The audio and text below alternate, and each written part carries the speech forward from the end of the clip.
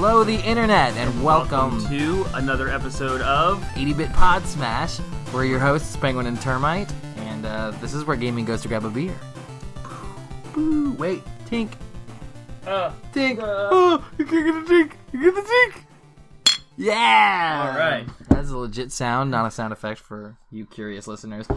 Today is, I'm going to call it our sailboat episode. That's perfect. In honor of a very particular game that we'll be talking about, which we'll get to. So, yeah, a lot of news right now about the gaming industry, and our conversation kind of comes out of the fact that right now where we are, while we're recording this episode, there are two games that look poised to compete for Game of the Year, and for once in how long has it been?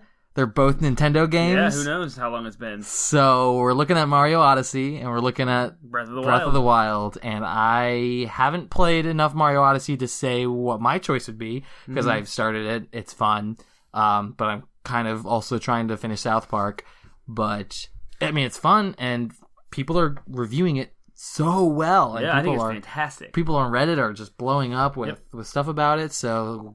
Like, on the one hand, I'm like, wow, Nintendo, way to go. On the other hand, I'm like, Nintendo, if you had released Mario in January 2018, you could have had Game of the Year for 2018 as well. Yeah, now you're fighting yourself. Yeah, now they're fighting themselves, but I think it goes to show the dedication that they're... Oh, it's crazy. The fact that this is almost unprecedented for Nintendo. Yeah, they this want... prolific in their titles. They want the Switch to do well, and they're making everything happen. So...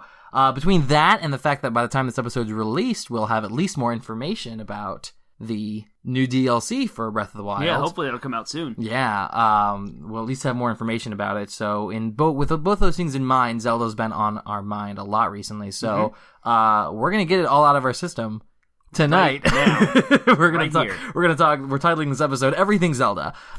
So for those of you who are fanboys of Zelda, you will want to listen to this episode key in the whole time.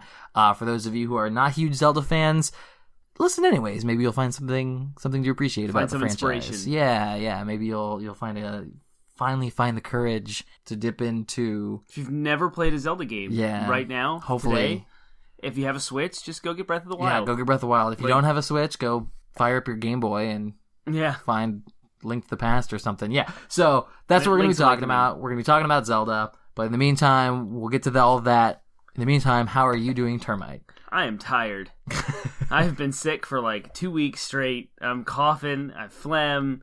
I'm sorry, you guys, for the previous 2 weeks of episodes where I'm nasally and congested, and I'm tired, but I'm good. I'm excited. Mario Odyssey is amazing.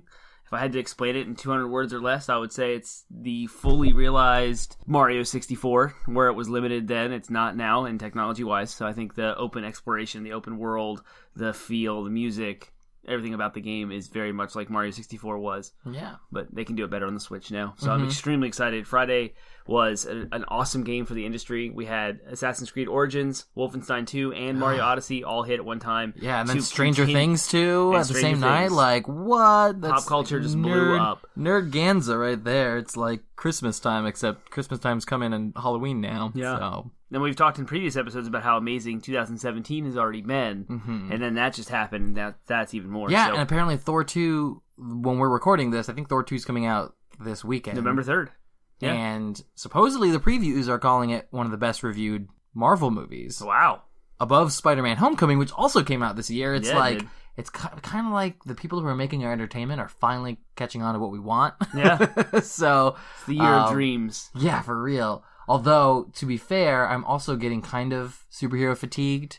You know, the one thing in particular that kind of hit them. That's why I love things like Stranger Things, because it's a show where it's like it's a totally original, totally new story. Sure, it draws a lot on nostalgia, but everything draws. You know, every piece of entertainment draws inspiration from something. Yep. So there's always going to be some of that to some degree, and Stranger Things just maybe has it to a higher degree. But I was looking at the trailers for Hulu is doing Marvel's Runaways. And I don't know if you've ever read The Runaways. Nope. It was one of the few comics that I actually read all the way through because I loved it in high school. Really cool story, really cool twist. But at the same time, I was watching the previews and I'm like, this looks so similar to like The Gifted, which is another Marvel. I don't know anything about that either. It's an X-Men. It takes place in the X-Men universe. It's another Marvel thing. I want to watch Legion. Like, Cool. I'm getting so bogged down with like superhero shows between like all of the CW, Arrow, Flash. Yeah. Between that and Agents of S.H.I.E.L.D. and all the Netflix superhero TV shows, I'm kind of like, ugh. I'm getting a little fatigued. So even though the movies tend to still be pretty good, I'm just like, that's why I have also been kind of enjoying the South Park. Because they make fun of it. Lampooning of superheroes is perfect. Yep. So, cool. Well, so in honor of our Zelda episode, we're going to be doing a very special DLC today. So downloadable content, for those of you who are unfamiliar with it, is a little bit of trivia, a little bit of game that we play every episode where we come up with something to just goof around with.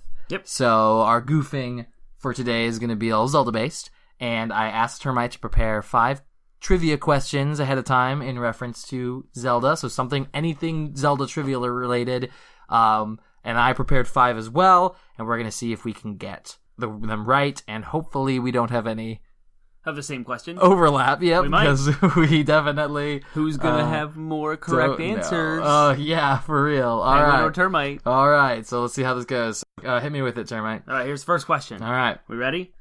Where is Link's Awakening set? Where is it set? Correct. Like the fictional universe it's set in? Yeah. It's not Hyrule? Nope. I don't know. I never played Link's Awakening, so... It is set on Koholint Island. Ah, okay. Link is struck on the sea by a storm, and he falls asleep, and it's a dream world called Koholint Island. Okay, alright. I did not know that. Mm-hmm. So that's 1 not point for me, 0 for Penguin. All right, you want to hit me with your question? Yeah, no, question number 1. How many units has the Zelda franchise as a whole sold? Oh, I have no idea. 37 million? Nope. 82 million. I have no idea. I just picked that up. Yeah, I have no clue. Nice. Okay. All right, so we're 0 for 0. All right.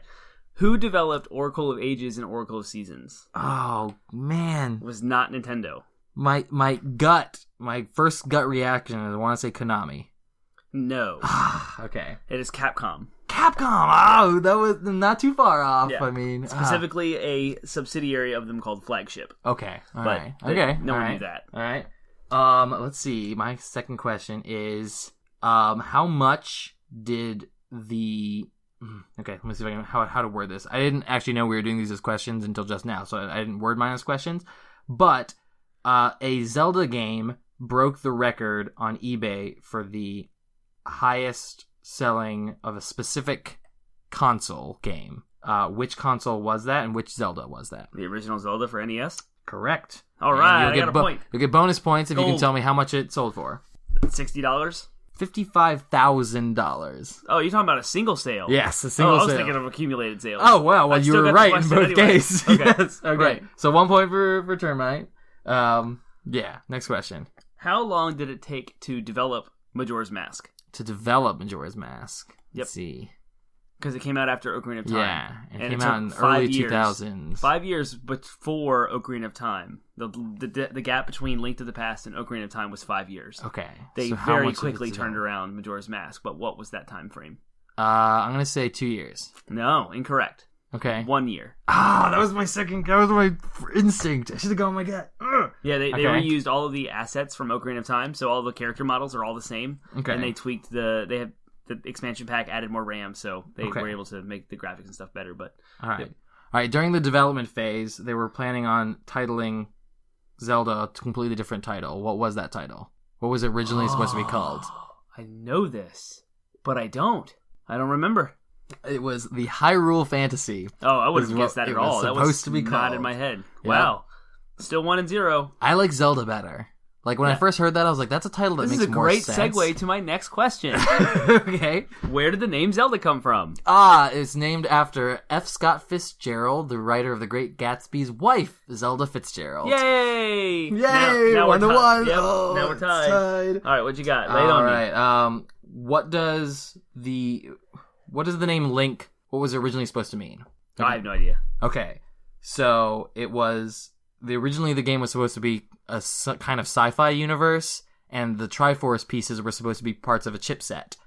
And so Link, and then the game was also supposed to take place. Part of it was supposed to take place in the past. Part of it was supposed to take place in the future. And Link was the link between between all the pieces of the Triforce and the past and the future. Wow, you dug deep. I did dig deep. All right, I got one more question. All right, was that your last question? No, I got one more. All right, so this is it for you. It's your last opportunity to win some points. Okay, you ready? Or a point? A point, yeah. All right. Which popular at the time television show inspired both Tezuka for Link's Awakening and Miyamoto, this is the Japanese developers, for Ocarina of Time, by the kinds of suspicious and odd characters? Twin Peaks. Yay! Boom! I didn't, that wasn't one of mine, but I looked that up and I found that out today, so that's cool. Yep. All right, cool. So now for you can go for the tie. This is it. What is there's an Easter egg in the Water Temple. What is it?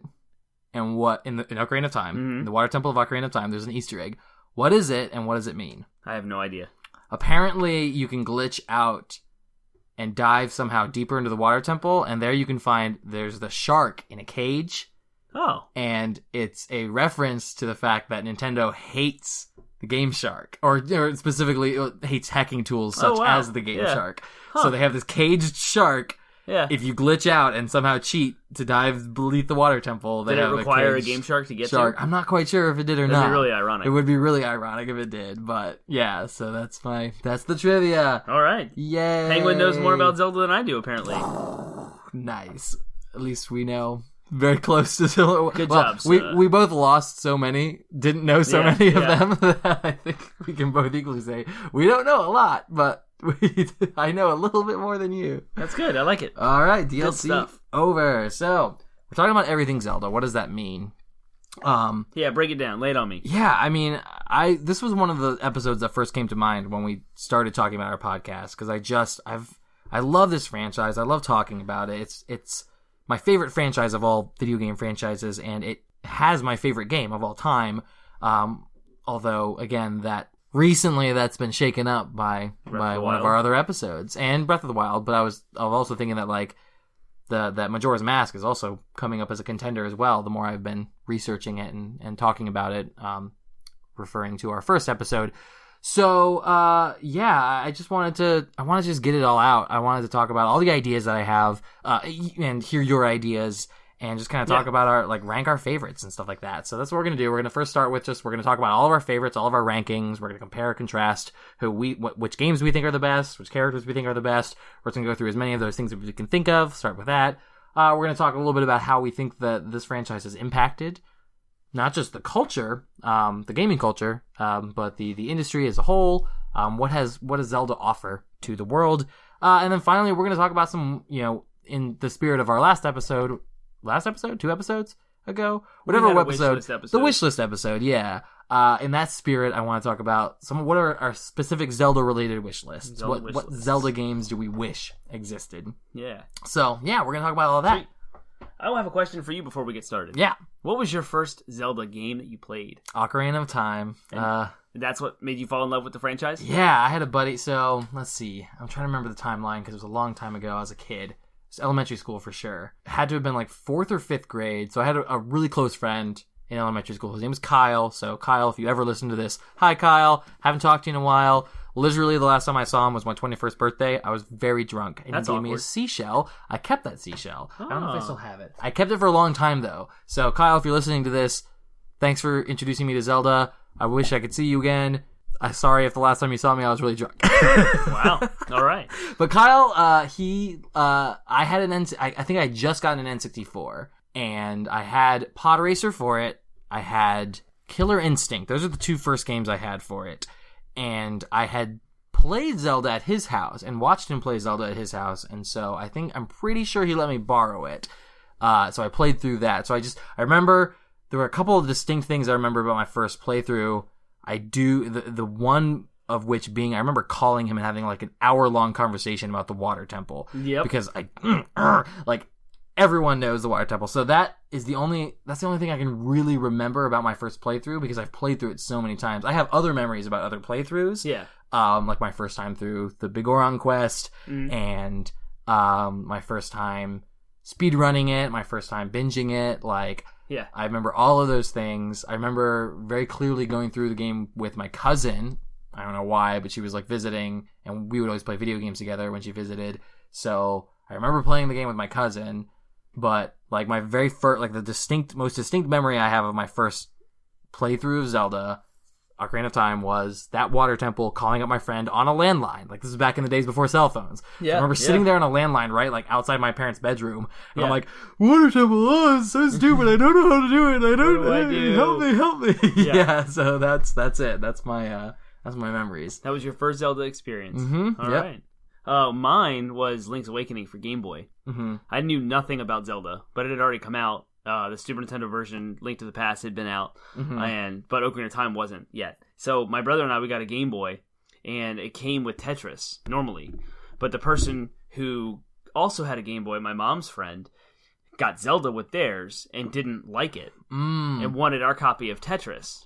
So we switched, because we thought that would be fun to try something different, because we had played Tetris a bunch and liked it, but this is a new game, and we didn't get new games very often, so we had Link's Awakening. And I immediately fell in love with that game. Mm-hmm. It's a top-down Zelda that's very, very close to the original Zelda from NES. It was originally supposed to be a port of the Super Nintendo version, and it was on the side. It was like a side project for the developers to do. Okay. And so that they found out they weren't going to be able to make that happen. But once it became a real project from the side, then they have story behind it, and they got the whole idea fleshed out and became its own Link's Awakening title. And I love the music and the characters. Like, the inspiration from Twin Peaks is perfect. And I'm very new to Twin Peaks. We just watched it like this year or maybe last year. And so now looking back on Link's Awakening, I'm like, yeah, these characters are so freaking crazy. Yeah, they're nuts. I need to go back and I need to watch Twin Peaks all the way through because Link's Awakening is a dream world. There's all these like little subtle references to other Nintendo products. Yeah. So like there's Mario and Luigi, or Mario and Princess Peach kind of characters, Malin and Talon. And that's Mario, and then there's a Chain Chomp that you have to like carry around as a pet, and he's like a Bow Wow. They call him Bow Wow in there. Oh, wow. And there's like this giant like trading side quest thing that happens that you talk to all these characters, and they have all these weird like someone's stuck on a mountain, and you have to give him a hibiscus flower, and he eats it. You're like, what is going on? This is so crazy. I mean, that's part of the reason why I like the series so much. Is it's so not just the characters, but the monsters, the creatures. They're so unique to fantasy. Because it's a fantasy game. I mean, it was originally supposed to be called the Hyrule Fantasy. It's very, like, clearly it draws inspiration, of course, from, your Lord of the Rings Tolkien-esque fantasy, but you don't have dwarves. You've got Gorons. They're literal rock people. Yeah. You don't have elves. You have Zoras. They're fish people. Like, in later games, you have, like, the Rito, and you've got, you've got Deku Scrubs. Like, you've got all these very unique races that just seem more, it's like they take the magical scale and they just up it, and it's not, they're not trying to be some other fantasy world. They literally just kind of made it their own. And it's even, even among Japanese fantasy worlds, it still kind of stands out, I think, in a lot of ways. I mean, that's what I like about the Japanese altogether, is they always tend to be it's very different from American norms, but even so, even amongst, like, I can't really think of a comparable anime to compare Zelda to, Right. It's just very unique and very cool. That's why, I mean, that's what drew me to it in the first place, was all the magical creatures that we interact with over the course of the game, so... As a young kid, I remember getting stuck frequently with Link's Awakening. I had no idea where to go or what to do. Just like walking around, where do I get a sword? Like, it was nuts. But yeah, there's like this whole side quest with collecting seashells that you then later use to upgrade your sword, which was awesome. For a Game Boy game, I had a full set of dungeons and an end game and collectibles and a quest for side quests and everything. It was just huge. It was awesome. Yeah, the only 2D Zelda game I played was Oracle of Seasons for the Game Boy. Yeah. So I just come off of playing Pokemon, and I wanted another Gold. 2D game. It was Gold. Yeah, okay, then it was Gold. So I just come off of playing Pokemon Gold, and so I was in my Game Boy phase, and I wanted another 2D game to play, so I begged and pleaded and borrowed and stole and basically just manipulated my parents into buying me the Zelda title. And then I got stuck on like the fourth boss, or the fourth dungeon. I got stuck somewhere really, and I really tried. This was before the age where I could just look it up on the internet. Right. When I got stuck. So I really tried. Didn't have a strategy guide or anything. I really tried to figure it out on my own, but it was just too much for my little middle schooler mind or whatever I was at the time, and I just couldn't do it. So I don't remember what I did with it. I don't have it in my collection, so I must have done something with it. That or I sold it or someone stole it. I don't know. Yeah. But that was the last time I tried a 2D Zelda game, so I need to give it another go. But someday. So. And you haven't even played Link to the Past yet. I haven't. We'll save that for an episode. It'll be a bonus episode. Yes, it will. Looking forward to it, though. Looking forward to it, because I know people rant and rave about Link to the Past. But yeah. Cool. So Speaking of ranting and raving about our favorite Zelda titles, let's go ahead and talk about our favorite Zelda titles and rank them. Favorites. So, yeah, so we're doing first favorite games? Favorite titles? Yep. Okay. Ranking all of them would be nuts, because there's like 13. Sure. Yeah, we'll do like top fives. Yeah. Top fives is what I was thinking about all these things. Okay. I'll go ahead and start. It's so tough, but I've got to say as a holistic experience, Ocarina of Time. That's your number one? You're starting with my number one. Yeah. Number one, Ocarina of Time. Yep. Number two, Majora's Mask. Mm-hmm. Number three, Breath of the Wild. Wow. Okay. Number four, Twilight Princess. Yeah. Number five, I guess I'll say Wind Waker. Wow. Okay. Mm-hmm. Ours are very similar. Okay, go for it. So my favorite all-time Zelda is Link to the Past. Okay. Nothing has come close to that. So it even beats out Breath of the Wild? It does. Okay. Breath of the Wild is second place. Okay, Third place, Majora's Mask. Okay. Mm-hmm. Fourth place, Wind Waker. Mm-hmm. Fifth place, Skyward Sword. Ocarina of Time's not even on your top five. I don't think it is. Wow, yeah. Interesting. It was when it was new. It was the most amazing thing in the world. But my more adult... I've played and replayed all of these Zeldas because they've remade them. So I played Ocarina of Time again on the 3DS. I played Majora's Mask recently on the 3DS. And Skyward Sword has come out all in that time frame. I even have an unfinished blog article, long document, that is a compare and contrast between Ocarina of Time and Skyward Sword and why I think Skyward Sword is better. Interesting. So I have critically looked at and analyzed the two titles, and I have come to the conclusion that Skyward Sword is better. I disagree with you only because I got so frustrated with Skyward Sword. Not necessarily just from a gameplay perspective so much as just the flow of the game. For one, it just felt like much of the game was designed from perspective of like, oh, we're running out of ideas. What if we did this? Oh. I really felt that more than any other Zelda game. That's why Breath of the Wild was such a step up. Because like they really went back to it and was like, no, what is this game about? Yeah. Whereas Skyward Sword just felt like cut and paste, cookie cutter Zelda title more than anything else I've experienced in the franchise. Everything felt so much like, what if there was a flying whale? What if that you now have to go... But that was done before, the Wind Waker. Or wow, that's not it. The flying whale is the windfish from Link's Awakening. Sure, okay, well then they brought it back. So it was a reference. Okay, alright, I'll give you that, but it was just like, what if we flew on a bird? What if the never done before, totally new and innovative. What if we had a flying little scarab? I mean, I guess that's to some degree you want that, but everything just, I don't know. That was the impression I got. And then furthermore, I describe it as what I call it a Quasi Quest, which is back from my improv days. We had an improv game called Quasi Quest. Yeah. With W's. Yeah. The goal of Quasi Quest was at the beginning of the game of the improv skit, you'd have your father die. Your character, one of the people was designated as the father, one of them was designated as the son or daughter, whatever. The son or daughter, the father would die. The son or daughter would then have to go get them something to save their life. They'd go to a shop, and then the shopkeeper would say, "I'll give you the thing that will save your father's life, but first you have to get me this." So they'd go get that. And so, you have to go get horseshoes for my horse. And you go to the horseshoes, and the horseshoe person's like, okay, before I give you horseshoes, you have to give me fire for my bellows. So I'd go get fire, and then the fire store, they say, our fires. So you get the point. You have to go back and forth and back and forth just to complete the one objective.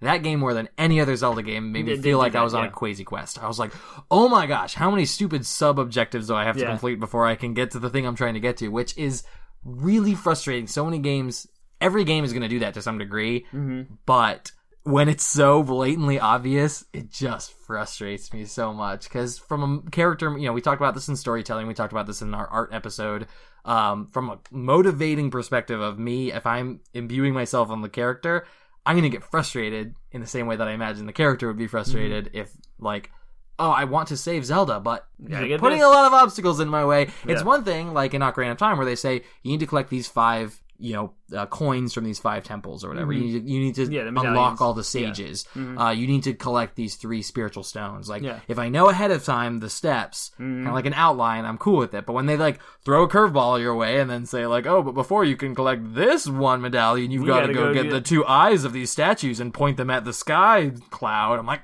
I don't care! So that's why Skyward Sword didn't do it for me. I will say it had some great moments. The epic fight at the end that was amazing. One of the best Ganon fights that they've done. The dragons, I want to say there were like 3 dragons that you had to go see. Mm-hmm. One of them, you had to do something to get the Hylian shield. That was sweet. All of that I loved. And some of the dungeons were really smart. So I, credit where credit's due. Mm-hmm. Game was great. The way it tracked your sword movements was awesome. Yeah. There's a video of me, though, trying to do the harp thing, and I guess I was in a room. Oh, that was stupid. That was bad. And yeah, we'll get on this later. We'll touch on this later, but I did not care for Fee. We'll get there. Because actually, well, we can go ahead and do that, but I don't know. So I did want to talk a little bit more about like the rationale behind our rankings, though. I like Twilight Princess. I'll get into this a little bit later. I like Twilight Princess because of characters, and B, it had one of the more adult, a little bit darker than typical Zelda story, and I liked that. And I'll get into that more later in point 3, but that's why it's up there for me. Majora's Mask, everyone knows why I like Majora's Mask. I hit on it in episode 1. Yeah. And yeah, I mean, Breath of the Wild's on both of our lists. I'm interested to hear more about. The only reason Link to the Past probably isn't on my list because I have never played it. And yeah, my 2D Zelda experience was soiled by my frustrations as a young child with Ocarina of Oracle Seasons. Yeah.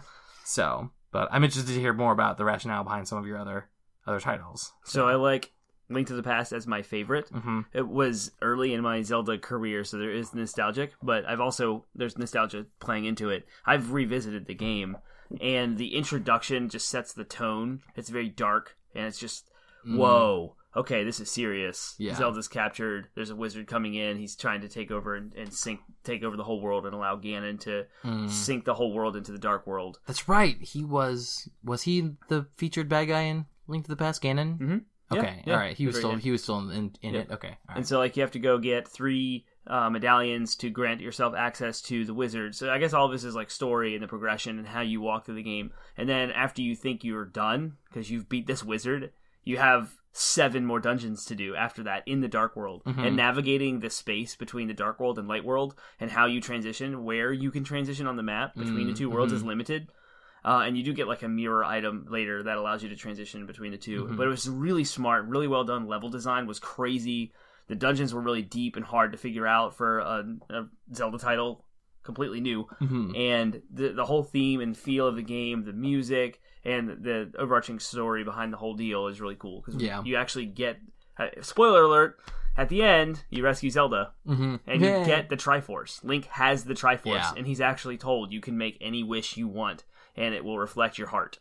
And, like, that was just so cool to me as a kid. Like, oh my gosh, this is awesome. You can wish for whatever you want. And you've done all of these hours of gameplay to get here. Yeah. And it's done. Ganon's defeated, and the Dark World can finally be erased. And so, all of that was, I love Link to the Past. And no other Zelda game has really, like, touched on that as much. Yeah. Some have come close, but not like that. Yeah. Zelda games always surprise me when it comes to, and every one of them has done pretty good about this. But when you start the game, they outline the structure for you, and they're like, here's the 3 dungeons you have to do.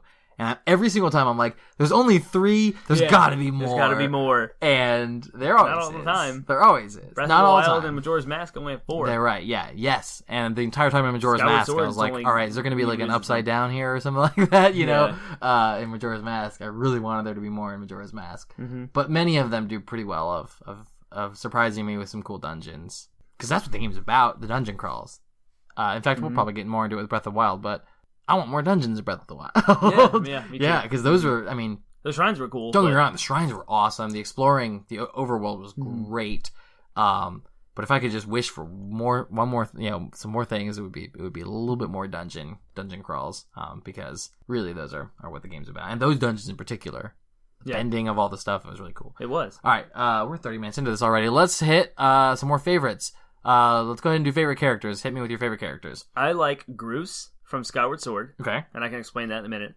And Tetra who appears in Wind Waker and Yes. the DS games, the pirate. Uh-huh. So I like Groose because he starts off as a bully, so you hate him. Yeah. And you don't expect anything more of him. He's just this shallow bully. He's just a plot tool. Mm-hmm. And then later on, he's like actually a part of the plot. He continues to like feel. He actually changes by the end of the game. He feels bad for how he was, and he's now an ally, and he works tirelessly to build this giant mechanism to help you destroy the last boss. And you can see him like he falls from the sky. And he's kind of trapped in because the whole world that he lives in is in the sky. There's the city in the sky, and that's where his whole world and life is. Where he does. So he's quote unquote stuck on the ground when he falls from the sky, and there's no world on the ground that hasn't been populated yet. Only Impa exists at the Temple of Time on the ground. That's it. So his only interaction is with Impa. Yeah. And like to see that dynamic evolve throughout the game, and like you can see his mentality change, and then that's kind of how he becomes an ally as his mind changes. And I just love that dynamic. So he's a silly character. He's stupid. People probably make fun of me for thinking that he's one of my favorite characters in the Zelda franchise, but that's why I like him because that. I was fascinated by Groose, but only because I knew going into Skyward Sword that it was going to be a prequel. Yeah, I had already known that. The entire time I was expecting he was going to become Ganondorf. Oh, really? He had the red hair. Yeah. His name started with a G. The evil force behind that was driving the plot forward was unspecific, so I figured that it was going to possess him somehow and make him Ganondorf through his jealousy or whatever. So that was the direction I thought they were going with him. I was fine that they gave him some character development, made him a good guy. Yeah. But to me, it would have been really interesting to see kind of the origins of Ganondorf or the origins of Ganon. And yeah, like I said, I will get more into that a little later. I feel like with all these, I'm like, I'm going to get more into it later. I want to see that explored a little bit more, some depth with that character. But let's see. I'm trying to think of my favorite characters. I mean, obviously, everyone loves Link. Why? He doesn't talk. Because he's the everyman. We talked about this. I'm joking. I know why people. I love Skull Kid. Skull Kid is probably one of the reasons I love Skull Kid is because one of the reasons I love Majora's Mask that I didn't get to get into in the art episode. One of the reasons why I think it stands out so much is because it has nothing to do with Ganondorf. Yeah, nothing to do with Ganondorf at all whatsoever. Like or Ganon or Ganondorf, whoever they're the same difference. It stands out that makes it stand out so beautifully because you have an entirely different villain to get behind. I think the only other game that's had a different villain was Zelda 2 with Shadow Link and Minish Cap, Vader. Oh, was there one in Minish Cap? Yeah. Okay, yeah. See, some of those 2D titles I'm not super familiar with. I like that. It stands out so well. And Skull Kid, talk about character development. Like you run the gamut with Skull Kid. His whole motivation is the same as it lines up perfectly with the whole theme of the story, which is loss. He lost his friends.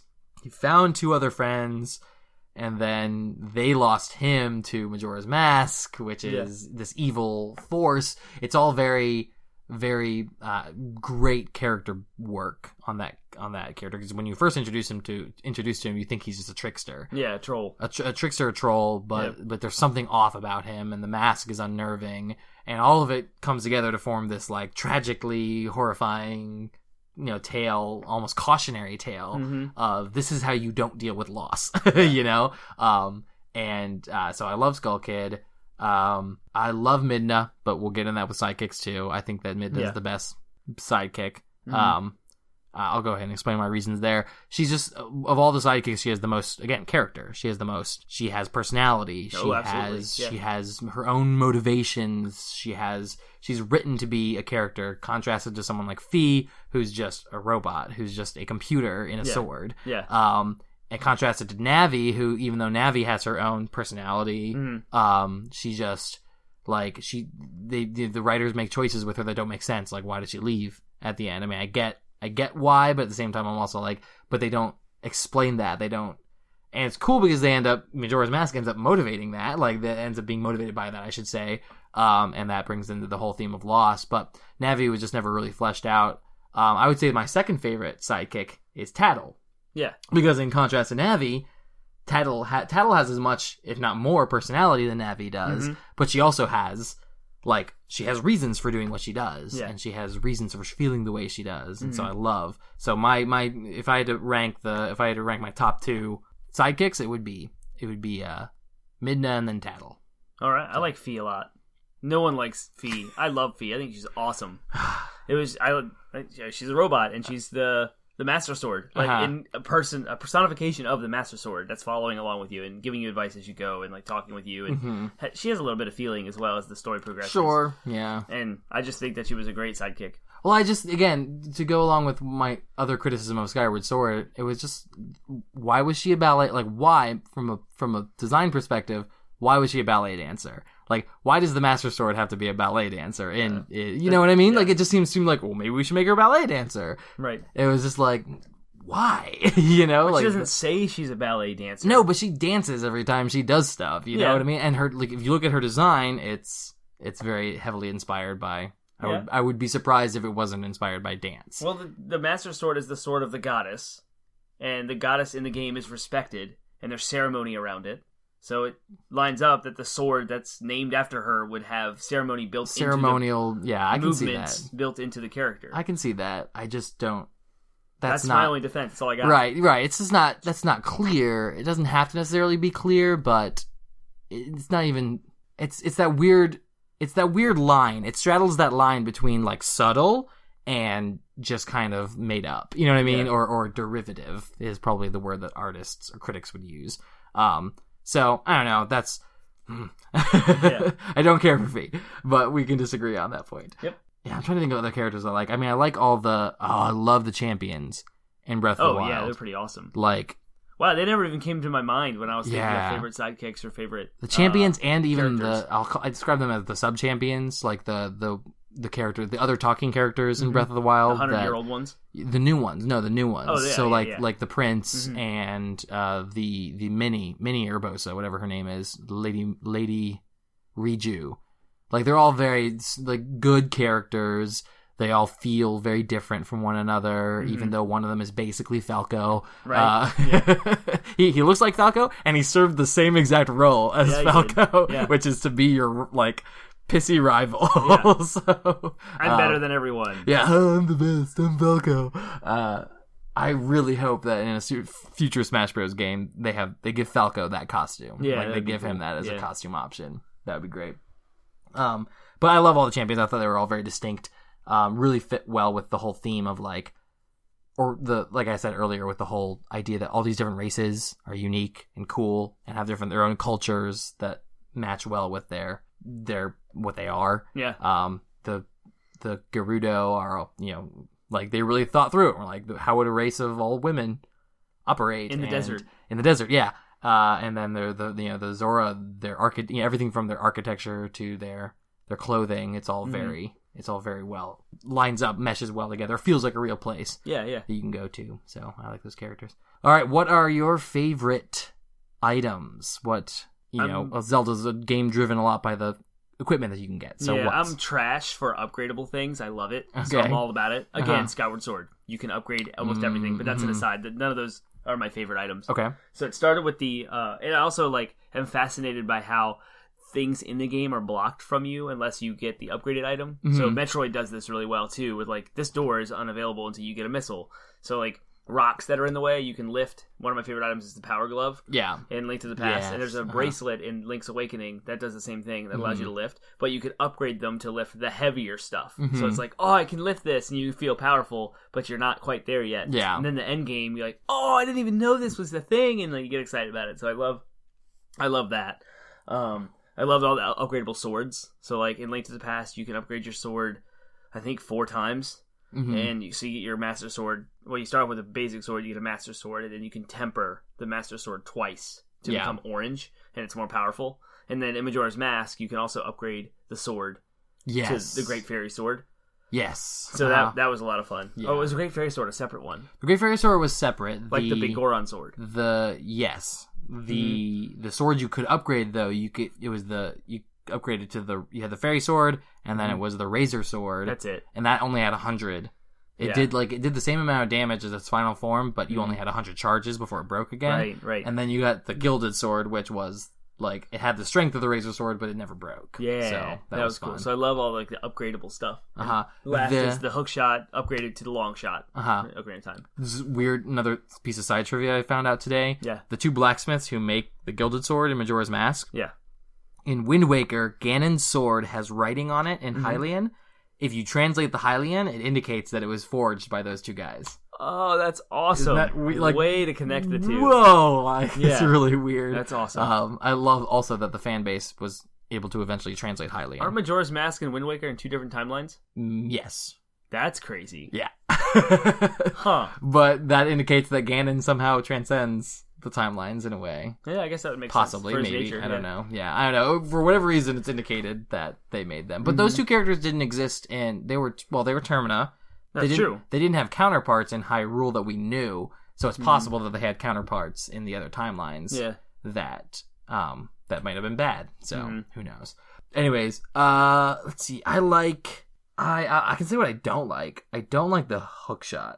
I think I'm really glad they left the hookshot out of Breath of the Wild because I was reading in the development process they thought about making that one of the runes. Yeah. But then they realized with the amount that you can climb and the amount that you can do, like you can get anywhere anyways. Yeah. Like, there's nothing you can't really get to with what you have at your disposal. Right. Unless they forced it in there. Yeah, yeah. And so they decided that it was unnecessary. So I'm really glad they did because the only time I ever got excited about hookshot was when I found out that I'm really easy to please. And when I found out that it was a claw in Twilight Princess, I was like, claw shot! Yeah. And then you get 2 of them? Yeah. I was so frustrated that was the thing that frustrated. So, again, some of this comes to like expectations as I'm working through the game and I'm starting to piece together where I think it's going to go. Yeah. And then they go a different direction with it. And sometimes that pisses me off. I hated the fact that they wasted an entire item opportunity on the long shot in the Water Temple. That's another reason I don't like the Water Temple. And then the double claw shot's another one of those.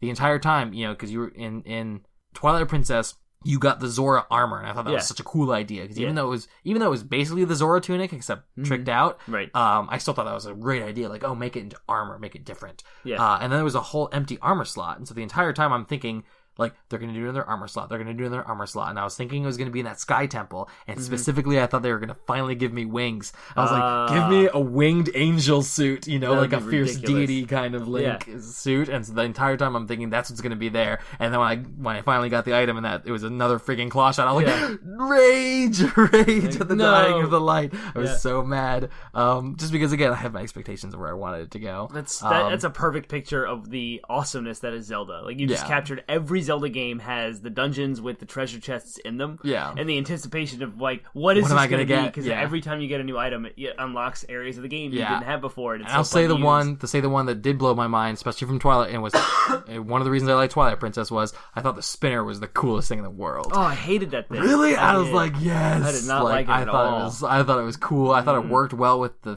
rest of the feel of the dungeon. A lot of times when you finally get that item, suddenly everything makes sense. You're like, all the puzzles click, and you're like, that's how you do it. And I thought that the whole the idea of the tracks and how you fought that boss on the spinner while shooting arrows at it, that was just so much fun.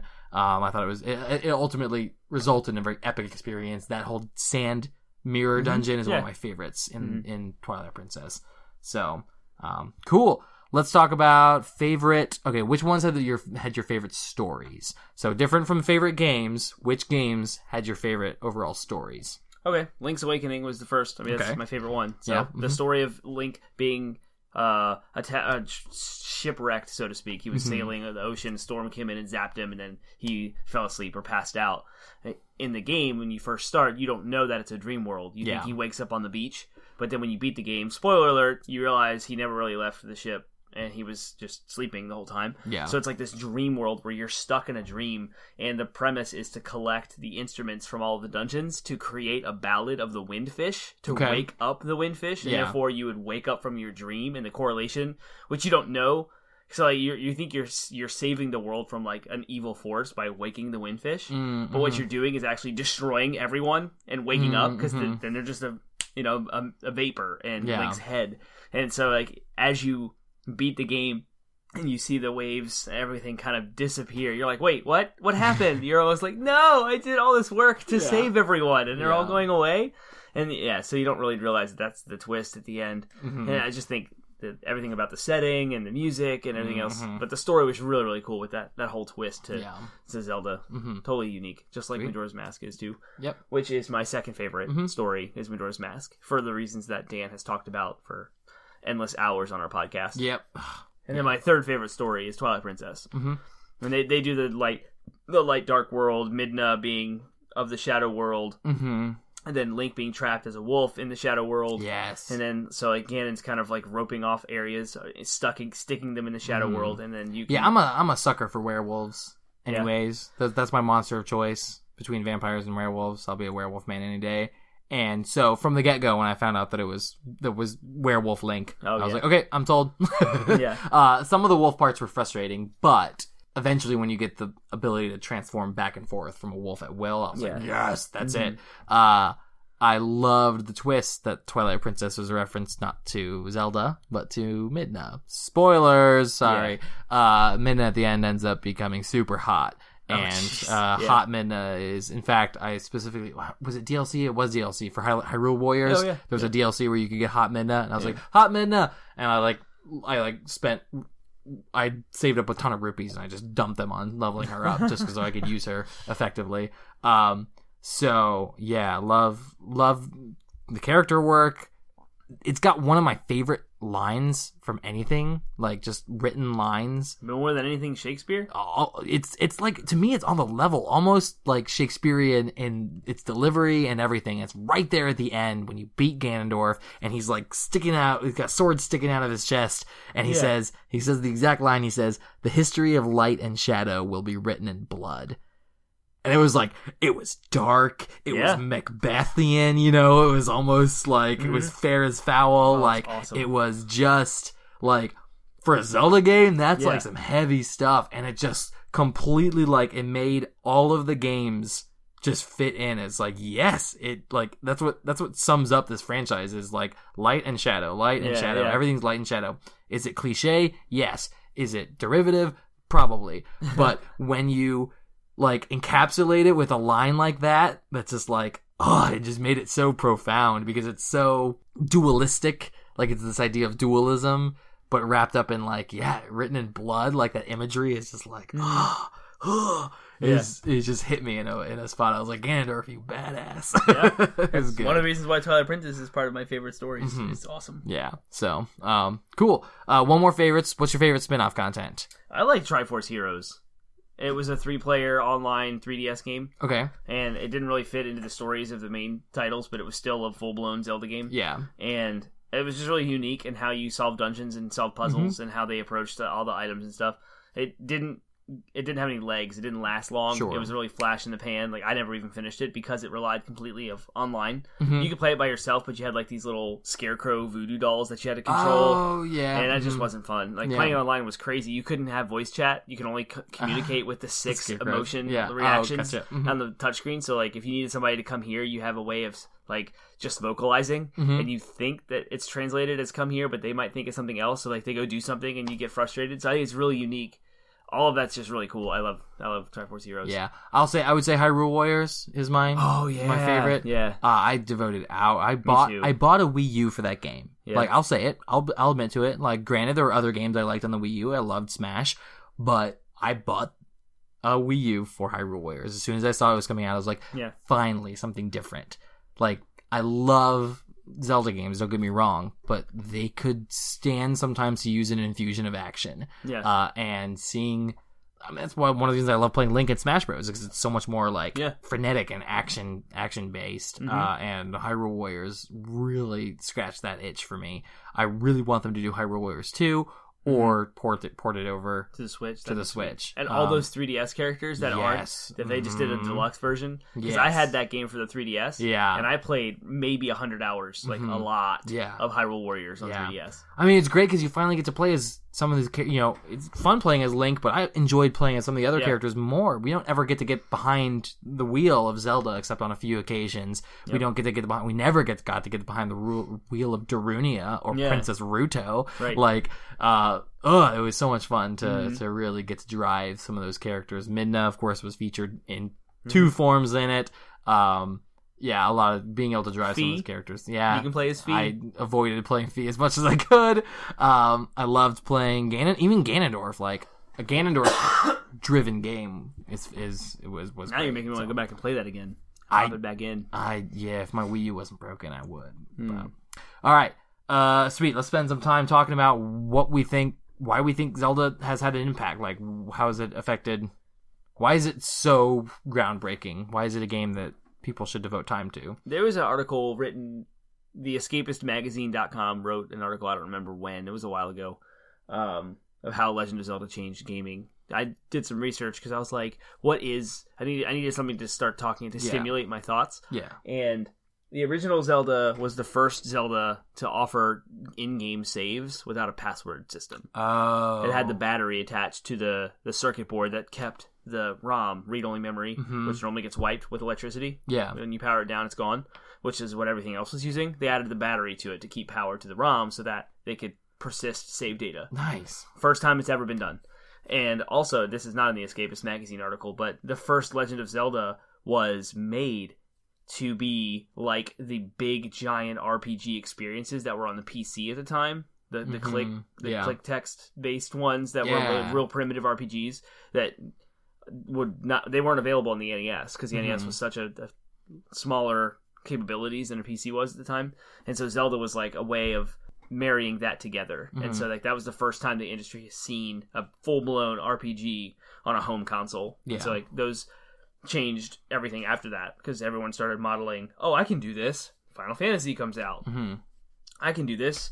Xanadu comes out. Like, so there's other NES RPGs that have followed suit after that. So it kind of laid the groundwork to like, let's create these big giant RPG stories for the Nintendo. Yeah, didn't Miyamoto say that when he originally designed Zelda 1, what he had in mind, if he had no technical limitations, was Breath of the Wild. Yeah. Like, he was like, that was in my mind what I wanted, obviously. The limitations at the time came into play, but like, so yeah, that idea of like an open world where you can go anywhere and interact with anything, like that was what Zelda 1 was supposed to be. And they deviated from that vision, for over time, but then the fact that they brought it back together when they were like, we can do this now. He's always wanted to. Every Zelda has elements of Breath of the Wild in it because he's always wanted it. That was the game he wanted to make, which is great that he got to make that game before he passes. So Or retires, yeah, exactly. And then another thing is the Z targeting system in Ocarina of Time. So this could just be because 3D games were new in 96 when it came out. And so like we were just on the cusp of the PlayStation and N64 war. Yeah. And so like developers were still trying to figure it out. Maybe somebody would have figured this out before Nintendo did, but the Z targeting system with a third person view combat system locking the camera to the enemy with a cursor that allows the character to then use the joystick is all in relation to the enemy instead of like whatever the character, I guess. Yeah, because you spin the camera around Link normally. So when you Z target, it actually fixes the camera on the enemy, and it maintains the view of the enemy. But then your movements, the joystick, the function of the controls all change how Link moves because it's now tied to the enemy and not Link. That was probably really risky for them too, because up to that point, it would have been that wouldn't have worked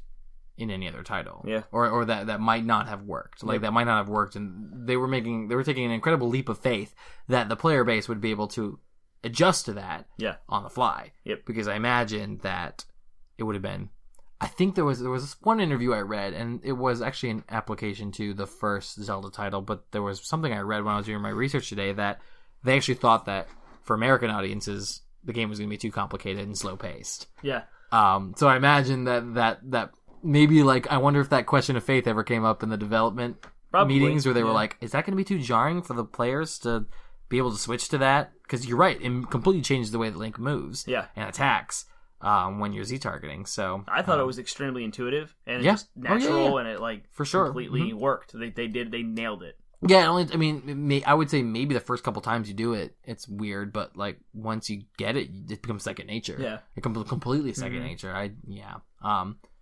Although one could say that for probably any video game, but in every third-person game, uses that in some degree. Yeah. Even like Uncharted 4 uses, and that's a shooter, so you like bring up your gun and you have free aim. Yeah. But there are certain points where like the camera will fixate on something and you will move around that thing. Like every single game uses it if it's a third person style game. Yeah.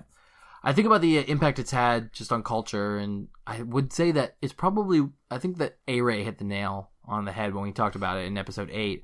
It really was one of the first shared experiences I think a lot of gamers in my generation had. Yeah. Everybody it wasn't the first game that did what it did, but it was one of the first games that everybody experienced it, and the fact that it's persisted.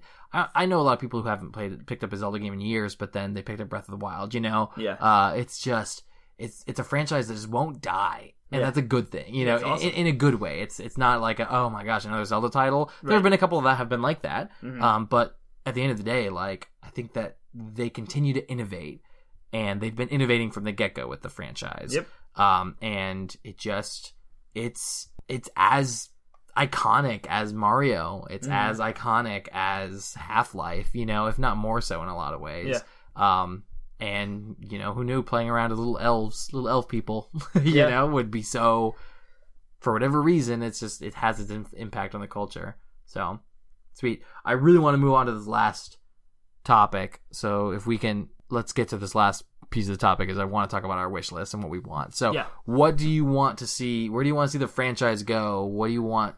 What if you could will a Zelda game or a Zelda show into existence, Zelda content into existence? What do you want to see more of? I really, really, really want them to bring the Breath of the Wild 8-bit playtest thing that they've created. They built an entire, it looks just like Zelda 1 but on modern technology. Okay. And they used it to conceptualize every single Breath of the Wild mechanic. All of the physics, all of the climbing, exploration, all the interactions between. They showed a little gameplay demo of like catching a stick on fire and lighting trees, and then catching the tree on fire, and then like catch the field of grass on fire, and that affects the enemy camps and like hits them, like the whole chain reaction of how the world interacts. They playtested all of that on an 8-bit game that they built from scratch. That's so interesting. I want that so bad. And it's kind of like Project Octopath Traveler. That name is horrible. Sorry, Square Enix, please. They says working title. But it's a new game. It's not out yet for the Switch that looks like the original Final Fantasies, but they call it like HD 2D. Okay. But if they made a Zelda game like that was like Link to the Past, like the 8 to 16-bit pixelized yet modern technology where there's depth and shadows and stuff, and like have that Link to the Past feel again that they haven't. Twilight Princess was the closest game that grabbed the feel of Link to the Past. Interesting. And ran with it. Like, I didn't realize that until I had gone back and played the HD version of Twilight Princess. Like, there's so much Link to the Past here. Yeah. But you wouldn't know that. So my wish list would be to take two things: the 8-bit playtest, demo, conceptualization, whatever you want to call it, prototype of Breath of the Wild, and make that a game. That's one wish. And the second wish would be to take Link to the Past and make a sequel or a game that's a spiritual successor. Yeah. They did that with Link Between Worlds, and that was amazing. It was on the 3DS, and it was in the same world as Link to the Past. But I want this to be like a fresh, brand new Zelda game with each one it's usually set in Hyrule, but it's a little different. Like, to be that, like, it's a new map. It's a new dungeons, but it looks like Link to the Past with some depth, shadows, and like modern technology with animations and stuff. Yeah. So I've got a couple of things I want to see. I'm going to try to categorize them in bigger, broader categories. I want to see more storytelling depth from the franchise. So I can see that happening in a lot of ways, a lot of different ways. I would love, again, the closest we got to sort of a grown-up Zelda game was Twilight Princess. It was good for what it did, but even still, it had a lot of still kind of kiddie, juvenile elements to it, which are fine because it's, that's kind of what Zelda is, but they always keep bouncing back and forth to, do we want to do a kiddie game or do we want to do a grown-up game? Do we want to do a kiddie game or do we want to do a grown-up game? It was kind of like Ocarina of Time was very mature. Majora's Mask got even more mature in a lot of ways, and then like they went back to like Wind Waker, which was very juvenile, but then like Twilight Princess came after that, and it was probably the darkest they've ever done, but then they went with Skyward Sword, which is kind of juvenile again. Yeah. So they and then Breath of the Wild sort of straddles that line too. I wanted to see them, Nintendo, I get what Nintendo's going for, like, I do, but at the same time, they already have Mario. If they want a kid's game, they've got Mario. They've got Splatoon. They've got a lot of games that really kind of are targeted towards that, like, let's make it a cartoon, let's make it a kid's game. They don't have to do that with Zelda. In fact, of all their properties, Zelda has the most potential for a really kind of dark exploration of the human condition. They've already got themes of power, wisdom, courage. All three of those words that they use to describe the Triforce are like sermons of their own, Like you could do theological expositions on any three of those, or any one of those three ideas. Let's see a Zelda game where Link is a coward and has to learn to be brave, and then like make that translate into the gameplay, like the idea of fear, draw from the horror genre, draw from Silent Hill, draw from some of these great horror games that make you as a player feel scared as Link, and then learn what real courage is overcoming fear. Zelda, make her head strong and kind of stupid, so that she has to learn what real wisdom is. Ganon, I want depth, I want more character. The game tends to be pretty cookie cutter in its themes and its ideas. I want to see some exploration of that, some depth of exploration of character. I want to know more about Ganondorf. Okay, if we're going to be stuck with Ganondorf as a villain forever, that is my biggest criticism of Breath of the Wild. Is Ganondorf Ganon was just a calamity, a force, and a demon, if you will, just some kind of possessive monster that beyond less than one dimensional, no dimensions whatsoever. It was it was like fighting a force of nature, which granted, if that's what they were going for, that's fine. But, from a motivation perspective of how do I motivate myself as a player, storytelling wise, it's not great. If the whole world is oppressed by its presence. Yeah, so it's even I get, it's kind of I kind of saw that they were going for a Sauron vibe with it. Yep. But at the same time, even Sauron has personality. Even Sauron has flaws, as a character. And that's so they didn't really hit the mark on that one. I've thought of a game.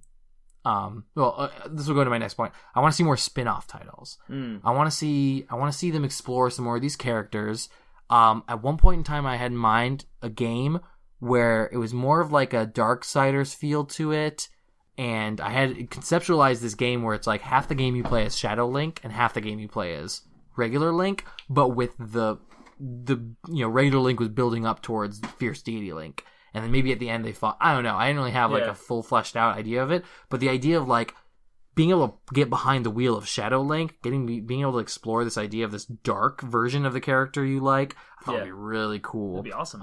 And then I want to see more Fierce Deity Link. I want to see that idea of that character, whatever he was, some deity, some god possessing force of nature. It was the antithesis of the Majora's Mask. Yes. The Majora's Mask was the. But it was still that empowered Skull Kid to be this crazy, powerful being. Yeah. And then the Fierce Deity's mask was the light side of that. But kind of not. They implied that the Fierce Deity himself was almost malevolent in some way. It was counter to Majora, but it was not a being of good. Okay. It was a being of some kind. It was just a counter power. Huh. But it's okay, it doesn't have to be through the mask either. That being exists, and it was just the first time Link was wearing armor. I think was why it made such an impression on me, and I was ugh, that's always the costume I choose in Smash Bros. So I'd love to see more spin-offs. I'd love to see more exploration of the again, I think those races are all fascinating. In Hyrule Warriors, I love being able to get behind the wheel of Darunia and Ruto because I loved those characters in Ocarina of Time, and I like the idea of Gorons and Zoras. I want to see more. I would love to see more, exploration of the greater Hyrule universe and opening it up to some more characters. I think Impa's a strong character. I think Urbosa's a strong. There are some strong characters in the world. Again, if they, my ideas kind of build off of each other. If they improve the story elements of the franchise, then they can afford to explore more of the spin-off ideas. Would be cool. And then finally, I would like to see some more action built into. Don't get me wrong. Again, that's why I kind of want it in the form of spin-offs. I don't necessarily think that the core games need more action, because the core games are as much about puzzle solving, and I like that about them. I like that they're puzzle solvers as well as action games. But I could stand to see a little bit more action. That's why I liked Hyrule Warriors. Is I want to see it. So I want to see more massive combat. So if I could have a wish list, it would be a game with more depth, story depth, leading to more spin-offs that could open up the door for more action-based titles. All right. So Dan at the helm of the Zelda franchise. That's what it would look like. That's what it would look like. Like, I want some strong core games, don't get me wrong, but I also want to see Netflix. There was a rumor, at least I don't know if it was a rumor or if it was actually like in talks, but there was a rumor that there was going to be a Zelda show. That would be awesome. And it was going to be done right. Yeah, if done right.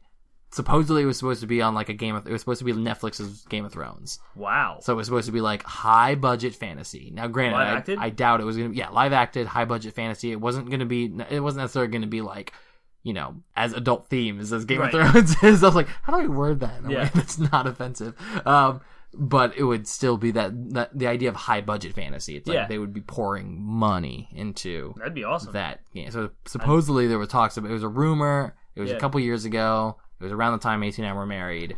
Never came to be. I think it would be great to see that universe come to life on the big screen or the small screen. So I've always had dreams of like every summer. I always think about this one time where I'm gonna play through all of the major Zelda titles, none of the spin-offs, none of the handheld ones, but just the main console ones. Yeah, and I never get to it, but I would absolutely love to do that one summer. I did. The closest I ever did to it was It was the same summer, or no, it wasn't summer. It was around Christmas break. I did Ocarina of Time in one day.